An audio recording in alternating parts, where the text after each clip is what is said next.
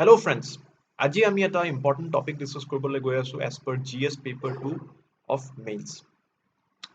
Topic is electoral reforms. আমি সবেই জানো যে ইণ্ডিয়াত elections conduct কৰিবলৈ power to constitution আমাৰ সংবিধানে power to article as per article 324 আমি এটা election commission of India nominate কৰিছো আমি এটা establishment কৰিছো and that superintendence over all the elections in the central level and the state level of the country.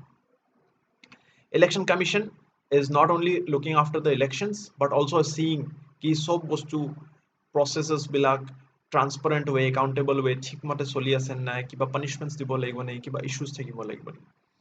Even though Election Commission is known as a very efficient body, a very capable body, but still ami dekhibole pao je ei process tut bahut beleg dhৰণৰ খুটি নাটি থাকি যায়, বেলেগ ধৰণৰ problems আমি দেখিবলৈ পাওঁ. For example, money power. Secondly, criminalization. Thirdly, we get to see religious sloganeering. How many times have we not heard of these slogans? Jumlake amak politically motivate kore, but really amar dharmor proti eta inclination anibole chesta korai. These politicians are often criticized because of that. So enekwa khetrot কি কৰিব পাৰো আমি আমাৰ Indian ইলেকশনছটো কেনেকৈ আৰু ভাল বনাব পাৰো আৰু এফিচিয়েন্ট বনাব পাৰো আৰু পিপল ফ্ৰেন্ডলি বনাব পাৰো, ডেমক্ৰেসি ফ্ৰেন্ডলি বনাব পাৰো, সেই বস্তুটো আমি পঢ়িবলৈ যাম।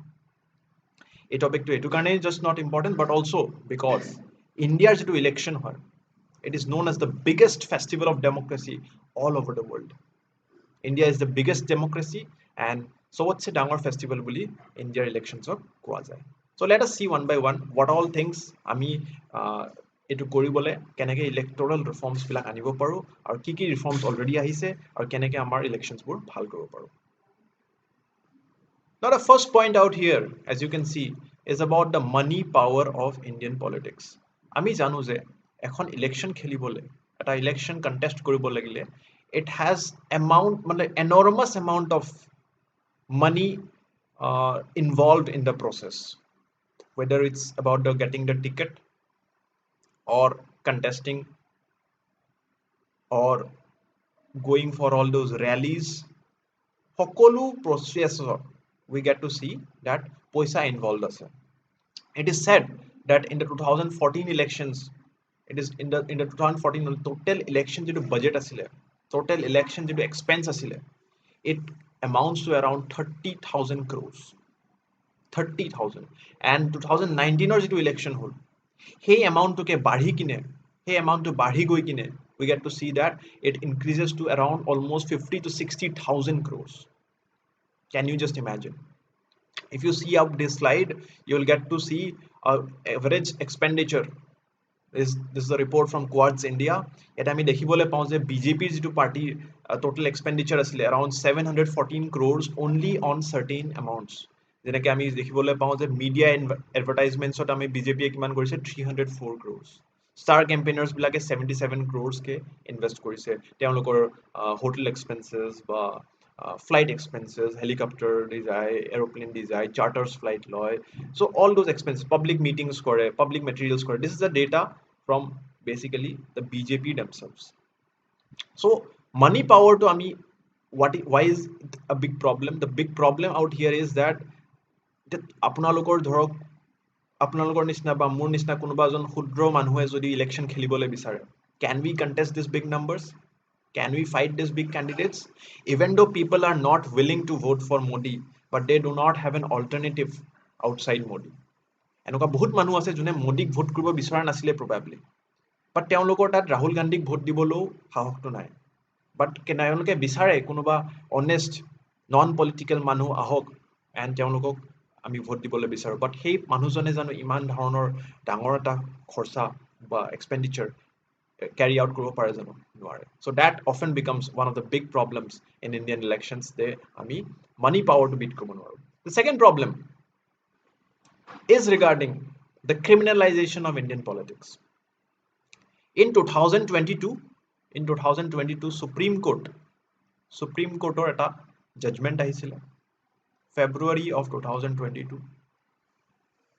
tatai koise around 5,000 cases, number to bhalke sabo, around 5,000 big cases are pending against sitting MPs and also few of the MPs who have been into the parliament previously. So basically iman dangor eta brihatto number of cases ami dekha pau je MP bilakor against etiao choli ahi ase, and hetu karone ami kobo paru je amar Indian parliament to মানে basically এনেকুৱাকে কোৱা যায় যে jails are the recruitment grounds of Indian parliamentarians.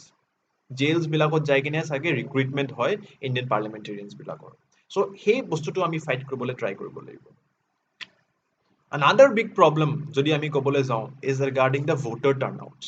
যিটো আমাৰ voter turnout হয় মানে কিমানজন মানুহে আসলত ইলেকশ্যন দিবলৈ গৈছে. As per article 326 আমি জানো যে anyone above the age of 18 is allowed to vote in the Indian elections, and ami janu je as per that total মানুহ jiman vote koribole goise hetu bahut kom hoy in the first general election. However, it has an increasing trend eta ase. First general election not less than 50%, mane around 47% 46% মানুহে অকল vote koribole goise, but hetu bari he number 2 in 2019 general election আমি দেখিবলৈ পাওঁ almost around 67.4% people. ঠিক আছে, এই নাম্বাৰটো বাঢ়ি কিনে 67.4% পিপলে ফাইনালি গৈছে. But this number is also just amounts to 2/3 of the total voting population. এতিয়া 1/3 পিপলে গমেই নাপায় ইলেকশ্যনছ কি হয়, ইলেকশ্যনছৰ কি মাহাত্ব হয়, আৰু ইলেকশ্যনছৰ দ্বাৰা আমি ইলেকশ্যনছত ভোট নিদি কিনে আমাৰ নিজৰ এটা বহুত ডাঙৰ দায়িত্ব, দেশখনৰ প্ৰতি এটা দায়িত্ব আমি নিভোৱা নাই বুলি সেই বস্তুটো আমাৰ এই এডুকেশ্যনটো, সেই এৱেৰনেছটো, সেই ইম্পৰ্টেঞ্চটো, সেইটো বস্তু আমি বুজি পোৱা নাই. এতিয়া আমি যেতিয়া প্ৰব্লেমছৰ কথা কওঁ বা আমি যেতিয়া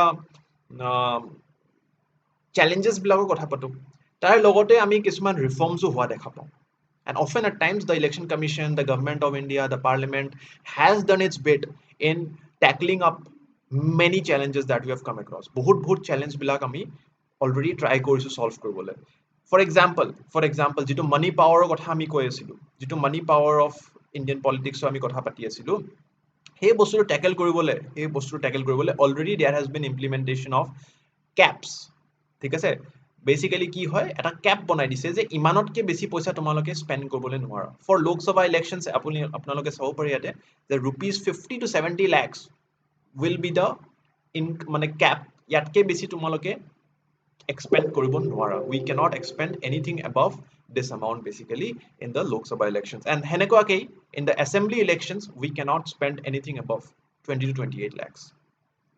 That is one of the good things.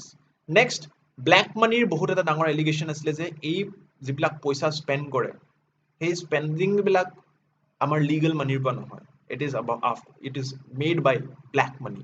তো তাৰে কাৰণে 2018 চনত আমাৰ এটা ইলেক্টৰেল বণ্ড স্কিম আহিলে. These are the things you have to write in your mains. ঠিক আছে, মেইনছত আমি এইখিনি লিখিব লাগিব কি পলিচিজ আমাৰ আহিছে বেচিকেলি, ৰাইট? চ' 2018 বৰ্ষত আমি এটা দেখা পাওঁ যে ইলেক্টৰেল বণ্ড স্কিম এটা অনা গৈছে.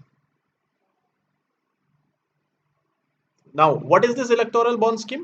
Electoral bond scheme basically etu kore je the purpose of electoral bond scheme is that amar jiblak election or donations jai, you know that a huge amount of donations gets into these elections.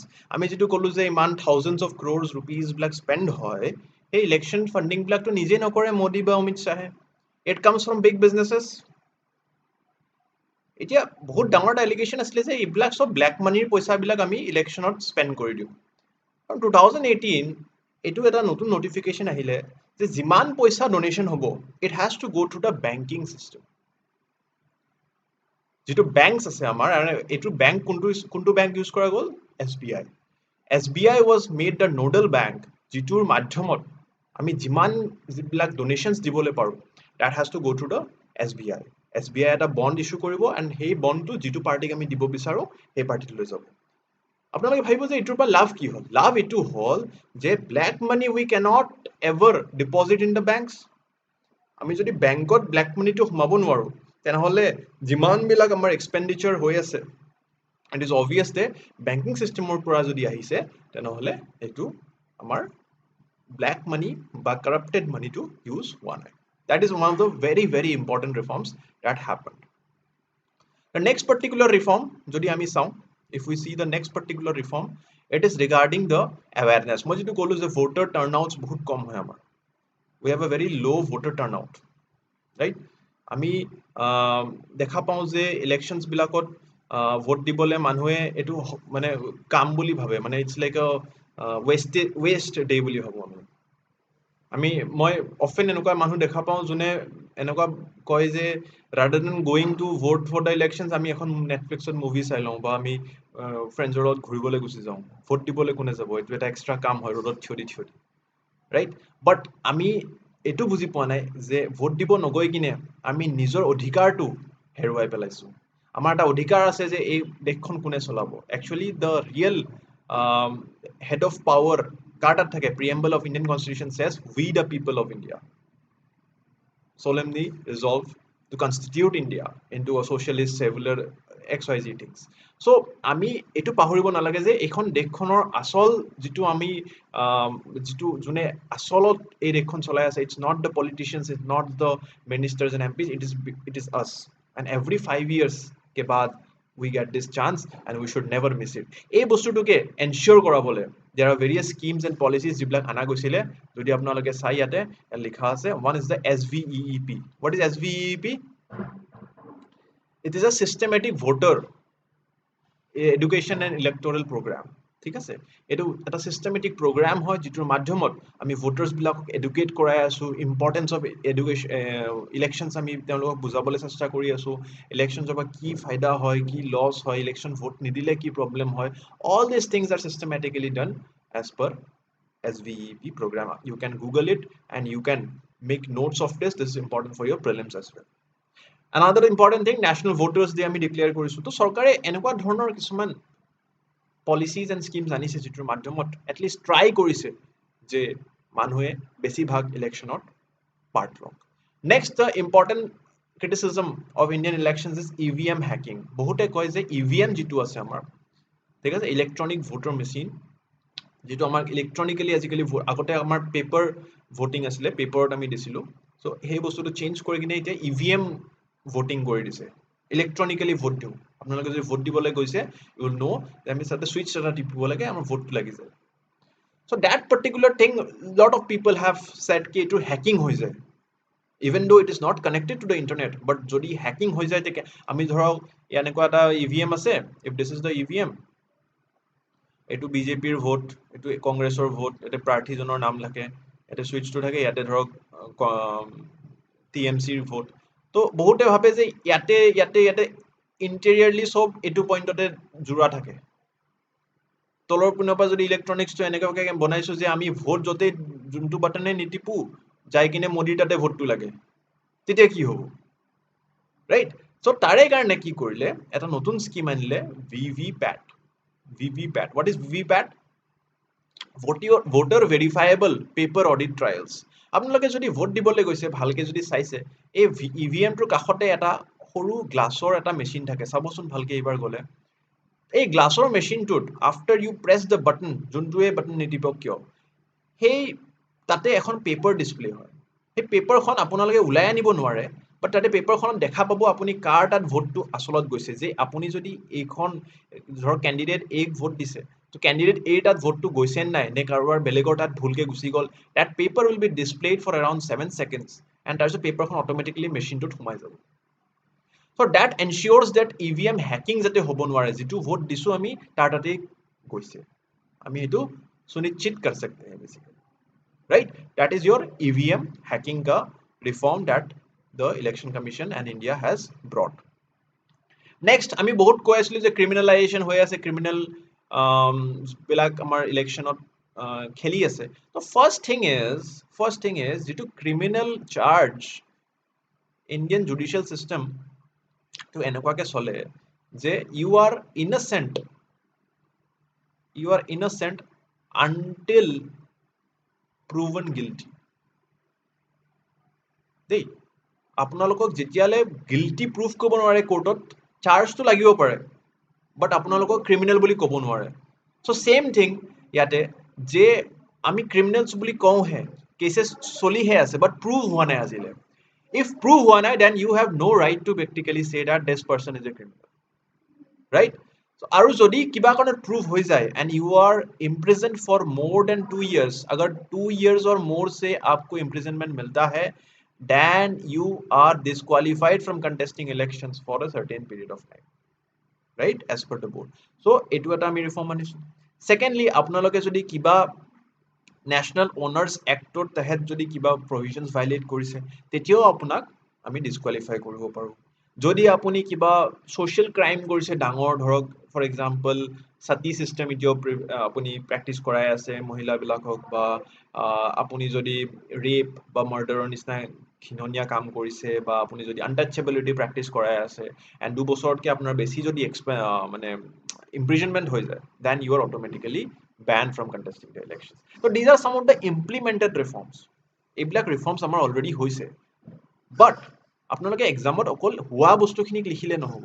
examত আপুনি extra marks তেতিয়া পাব when you write beyond the book. You have to know that further আৰু কি কি reforms আমি আনিব পাৰো যাতে আমাৰ electoral system to elections to আৰু বেছি ধুনীয়া কৰি তুলিব পাৰো, right? Let us look at that.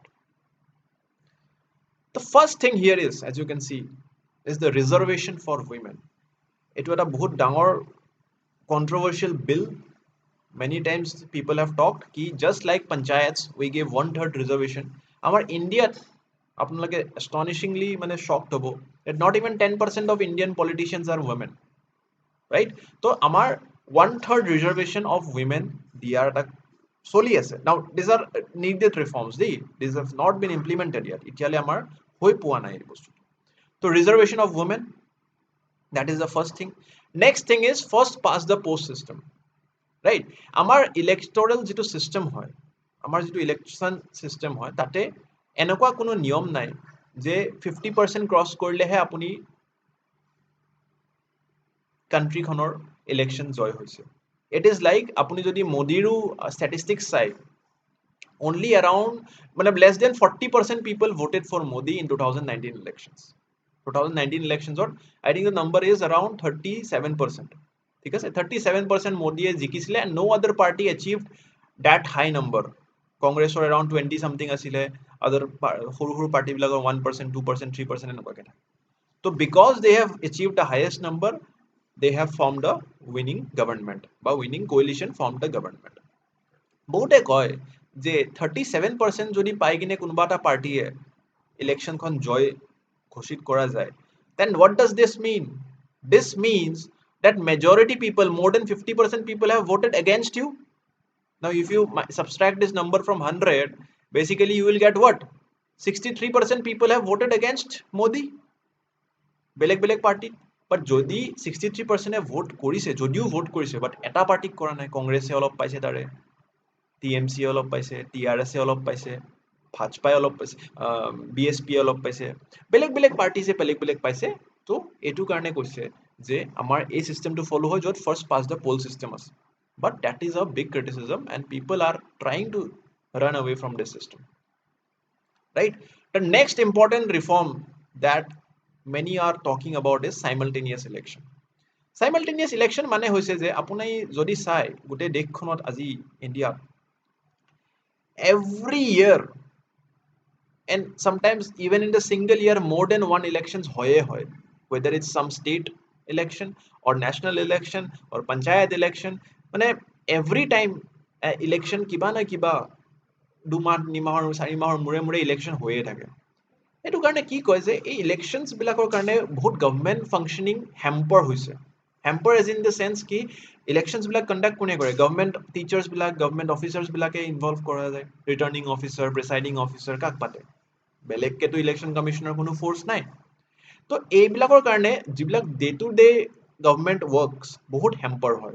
Every 2 months 3 months 4 months jodi election hoy thake. তো এটা বহুত ডাঙৰ ৰিফৰ্মৰ কথা পাতি যোৱা আছে যে আমি গোটেই দেশখনৰ ইলেকশ্যনছ বিলাক একেলগে পাতিম, whether it's the Lok Sabha election, whether it's the assembly election, panchayat election, সকলোখিনি ক্লাব টুগেদাৰ কৰি কিনে আমি যদি এটা ইলেকশ্যন পাতো, will it not be better? ঠিক আছে, there are criticisms to it, but this is a suggested reform. Next, government funding of election. এনেকুৱা কোৱা যায় যে যিহেতু আমাৰ ইলেকশ্যনছ বিলাকত ইমান বৃহত্ত এমাউণ্ট অফ 60,000 crores money যদি spend হৈছে আৰু এনেকুৱা project কৰা গৈছে various agencies ৰ পৰা যে যিটো আমাৰ 2020 আমাৰ next 24th election হ'ব এই election টোত more than 1 lakh crores will be totally spent by all parties, they not one party. More than 1 lakh crore rupees will be spent. So iman dangor amount mane there is a big doubt still ki iman dangor jodi amount dangor parties bilage spend kore e horu horu party bilage keneke hiyotok fight koribole paribo. So tare karone koise je government e atki gutei funding to korok. From the taxpayers money government should fund and equally distribute the money among the candidates. Tetia ki hobo je মোদীয়ে যিমান spend কৰিব হিমান এটা independent ক্যান্ডিডেটও হিমানেই spend কৰিবলৈ পাব because now it's equally যেনেকৈ আমি government এক্সামৰ কিবা এখন ফৰ্ম ফিল আপ কৰোঁ তে মোৰ যিটো ফিজ হয় 100 টকা যদি মই ভৰোঁ তে আপুনিও 100 টকাই ভৰে yes or no so same way যদি গভৰ্ণমেণ্ট ফান্ডিং অফ ইলেকশ্যন হৈ যোৱা যায় এনেকুৱা কৈ যে ইলেকশ্যন প্ৰচেছটো বহুত বেছি ডেমক্ৰেটিক হৈ যাব next ban on religious slogans এটো যদিও মডেল কোড অফ কন্ডাক্টৰ ওপৰত ব্যান কৰা গৈছে বাট এতিয়াও আমি টাইম এণ্ড এগেইন আমি কিমান ধৰণৰ শ্লোগান শুনিবলৈ পাওঁ আমি বেলেগ বেলেগ ধৰণৰ আপুনি যোগী আদিত্যনাথৰ যদি কথাই কয় ঠিক আছে এক দেশ এক বিধান জয় শ্ৰী ৰাম এনেকুৱা ধৰণৰ ঠিক আছে এক হি নাৰা এক হি নাম জয় শ্ৰী ৰাম এনেকুৱা ধৰণৰ বহুত ধৰণৰ শ্লোগানছ আছে আপোনালোকেও জানে ঠিক আছে এইবিলাক শ্লোগান একচুয়ালি এতে জয় শ্ৰী ৰামৰ কথা কৈ আছে ৰামজি মানে বেসিক্যালি আমাৰ ইন্ডিয়াখন সেকুলাৰ কান্ট্ৰি হয় but here they are bringing religion into politics which is a totally anti secular element and not allowed তো ইয়াৰে এগেইনষ্টত এটা সিভিয়াৰ ল আমাৰ এতিয়াও মিসিং হৈ আছে I think that can be a very good reform in mobilizing the people increasing participation we have already discussed about this কেনেকে হ'ব পাৰে SVP program more awareness generations, more spread of nationality, brotherhood.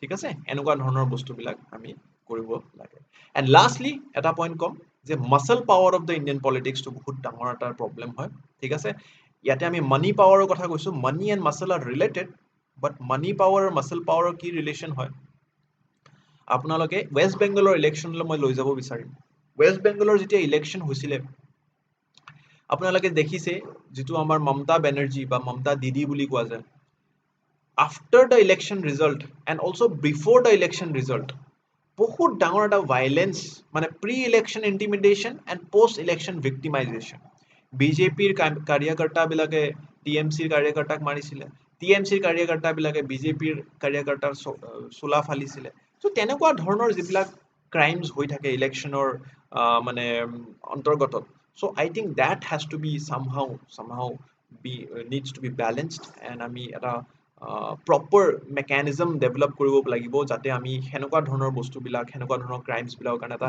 more heinous sense of punishment dibole paru election commission has to come up with some of the other reforms which covers these topics apnaloke main so ekhini likhok and I think that will be it for the answer and these are some of the things you tell me in the comment section if anything that further needs to be changed to cover the electoral reforms and conduct the biggest festival of Indian democracy in a free and fair manner.